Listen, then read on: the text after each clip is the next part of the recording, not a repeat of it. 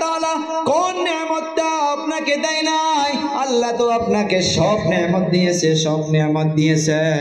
তখন আমার আপনার নবী বলতেছে, ও সাহাবীরা রে, জীবনে একবার হলেও তোমরা বাবাকে বাবা বলে ডাকতে পেরেছো? আমি নবী এমন জীবনেতে একবারও বাবাকে বাবা বলে ডাকতে পারি নাই। এ সাহাবীরা রে, 6 বছর বয়সে মা হারাইতি মক্কার মাধ্যমে ছোট ছোট বাচ্চাগুলো খেলাধুলা করতো। আমার আপনার নবীও খেলাধুলা করতে গেছে। সন্ধ্যা হইয়া গেল।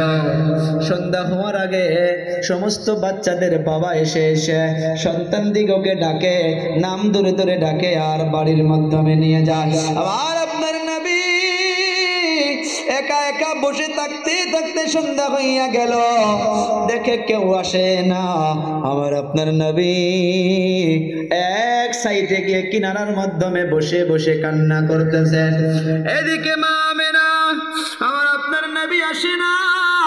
সন্ধ্যা হইয়া যাইতেছে, মা আমেনা সন্তানের জন্য দৌড়ায় দৌড়ায়। একজনকে লোক পাওয়ার পর প্রশ্ন করে যে আমার সন্তানকে দেখেছেন নাকি? বলে আপনার সন্তানকে তো চিনি না, কিন্তু ওই ময়দানের মাধ্যমে সব বাচ্চাগুলো খেলাধুলা করতাম। খেলাধুলা করার পর সবার বাবা এসে এসে সন্তান দিগকে হাত ধরে ধরে নিয়ে গেছে, কিন্তু একটা সন্তান দেখলাম অল্প দূরে গিয়া বসে বসে চোখের পানি ছেড়ে দিয়ে কান্না করতেছে।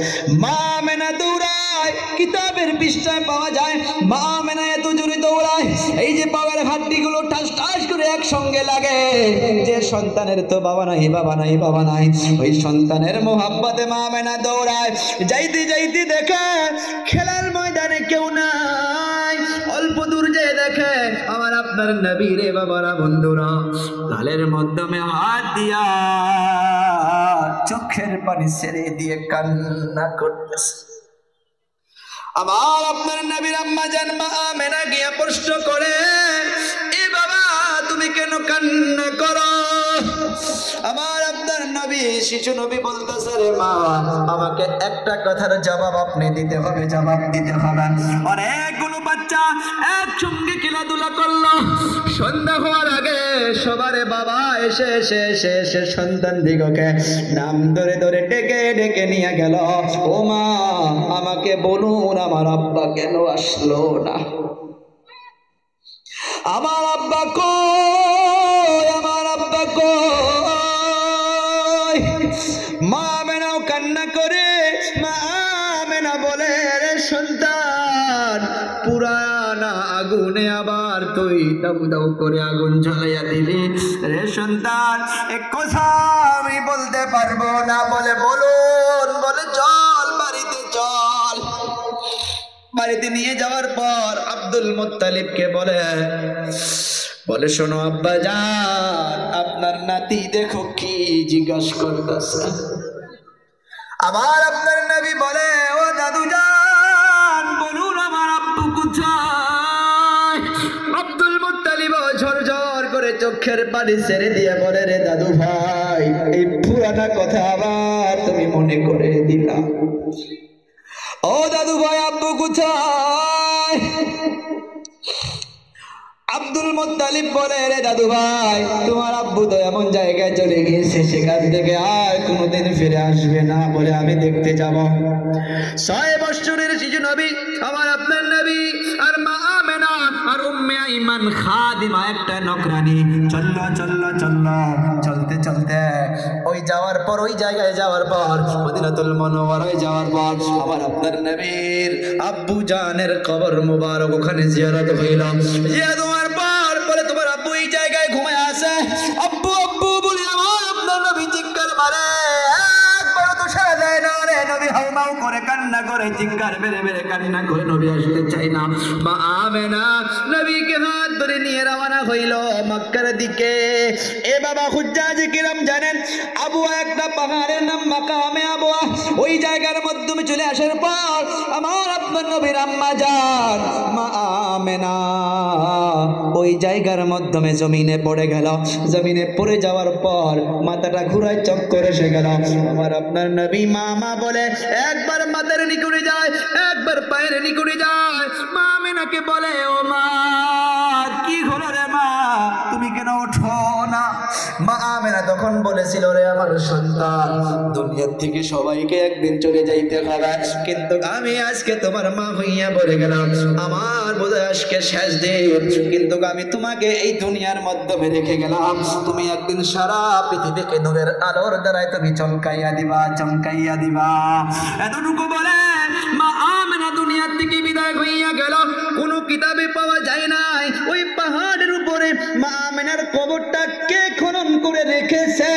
কোন কিতাবে আজ পর্যন্ত হয়তো কেউ পাইতে পারে। আমাদেরকে আমাদের আসেদা কেরাম বলে নাই যে আল্লাহর কুদরতের দ্বারা পাহাড়ের উপরে পাথর খুঁড়ে খুঁড়ে খুঁড়ে খুঁড়ে নবীর আম্মা জানের জন্য কবরটা খনন করে রাখা হয়েছিল। বলবেন জানাজা, জানাজা সে সময় ছিলই না, ছিলই না, কেমন ভাবে রাখছে আল্লাহু আলাম, আল্লাহু আলাম, আল্লাহু আলাম, কেউ জানে না। এতটুকু কিতাবের পৃষ্ঠায় পাওয়া যায়। মা আমেনাকে ওখানে রাখা হওয়ার পর ওই যে উম্মে আইমান খাদিমা নকরানিটা আমার নবীকে হারিয়ে ফেললো। শিশু নবী 6 বছরের নবী, নবী নাই, মুহাম্মদ নাই, মুহাম্মদ নাই। উম্মে আইমান খাদিমাটা ডাকে মুহাম্মদ, মুহাম্মদ বলে ডাকে। এদিকে ডাকে সাড়া দেয় না, এদিকে ডাকে সাড়া দেয় না। অল্প পরে দেখে ওই পাহাড়ের উপর থেকে কান্নার আওয়াজ আসে, কান্নার আওয়াজ আসে। এক কদম দুই কদম করিয়া ওই যে উম্মে আইমান খাদিমা নকরানিটা লাহে লাহে লাহে লাহে আকবরে গিয়া দেখে আবার আপনার নবী মা আমেনার কবরের উপরে এই বুকখানা লাগাইয়া দিয়া আম্মা আম্মা আম্মা বলে ডাকতেছে। উম্মে আইমান খাদিমাটা হাত ধরে টানে, বাবা চল চল, এখান থেকে আর একবারের জন্য সাড়া দেবে না। না আমি যাব না, আমি বাড়িতে চলে যাওয়ার পর কি আমাকে এক লোকমা খানা খিলাইয়া দিবে? আমার তো বাবাও নাই আর মাও চলে গেল। নারে তাকবীর, নারে তাকবীর। ও বাবারা, বন্ধুরা, আমার আপনার নবী 6 বছর বয়সে মা হারা এতিম হইয়া গেল। এই নবী মসজিদে নববীর মাধ্যমে সাহাবা কেরামদেরকে জমা করেছে। জমা করার পর সাহাবা কেরামদেরকে বলতেছে, ও আমার সাহাবীরা, শুনো শুনো শুনো, আমি মসজিদে নববীতে যদি আমি ফরজ নামাজে দাঁড়াইয়া যাইতাম, আমি ফরজ নামাজের জন্য নিয়াত বাঁধিতাম আল্লাহু আকবার, আমি কিরাত শুরু করতাম আলহামদুলিল্লাহি রাব্বিল আলামিন আর রহমানির রহিম মালিকি ইয়াউমিদ্দিন। ওদিকে আমার মা জানতো না যে আমি নামাজের মাধ্যমে আছি। আমার মা না জানার জন্য যদি আমাকে ডাক দিত, ও বাবা মুহাম্মদ তুমি কোথায়, আর ওই মায়ের ডাকটা যদি আমি নামাজের মাধ্যমে শুনতে পারতাম, ও আমার সাহাবীরা রে, মায়ের ডাকটা কানের মাধ্যমে পড়ার সাথে সাথে আমি ফরজ নামাজের ইমামতিকে বাদ দিয়া, আমি নামাজকে ভঙ্গ করে দিয়া আমি মায়ের খেদমতে হাজির হইয়া যাইতাম। আরে যুবক, আজ তো বোঝো না, গজবের মোবাইল নিয়ে পাবজির মাধ্যমে উঠা উঠা মার মার লাগা লাগা করে থাকো। মা খানা রেডি করে ডাকে, বাবা খানা রেডি করে ডাকে। আব্বাজান বলে যে আমার ছেলেটা কোথায় গেল, ডাকো ডাকো, অনেক দিন ধরে একসঙ্গে খানা খাই না।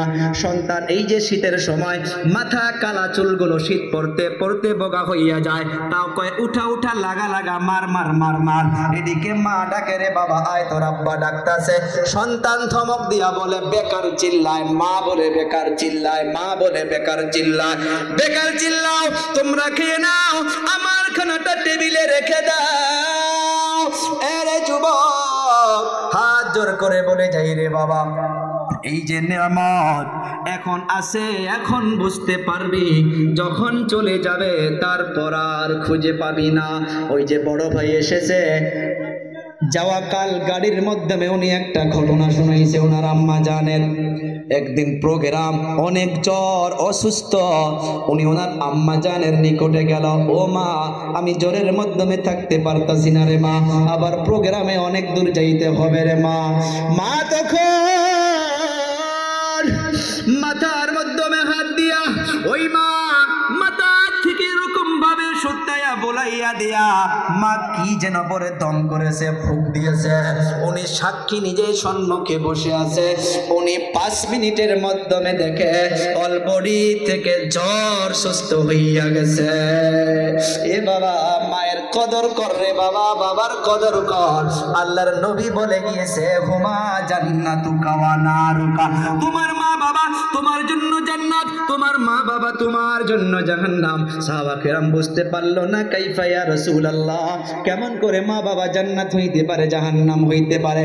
আমার আপনার নবী বলল, দুনিয়ার মাধ্যমে রে আমার উম্মতের দল, যে দুনিয়ার মাধ্যমে মা বাবার অন্তরকে খুশি করতে পারবা তো আল্লাহ খুশি হবে, আর আল্লাহ যার উপরে খুশি হবে তার জন্য আল্লাহর জান্নাত ওয়াজিব হইয়া যাবে। সুবহানাল্লাহ বলি। আর দুনিয়ার মাধ্যমে যে মা বাবাকে কষ্ট দিবা, মা বাবার মনকে নারাজ করবা, আল্লাহ নারাজ হইয়া যাবে। আর যার উপরে আল্লাহ নারাজ হইয়া যাবে তার জন্য আল্লাহর দোজখ, আল্লাহর জাহান্নাম ওয়াজিব হইয়া যাবে।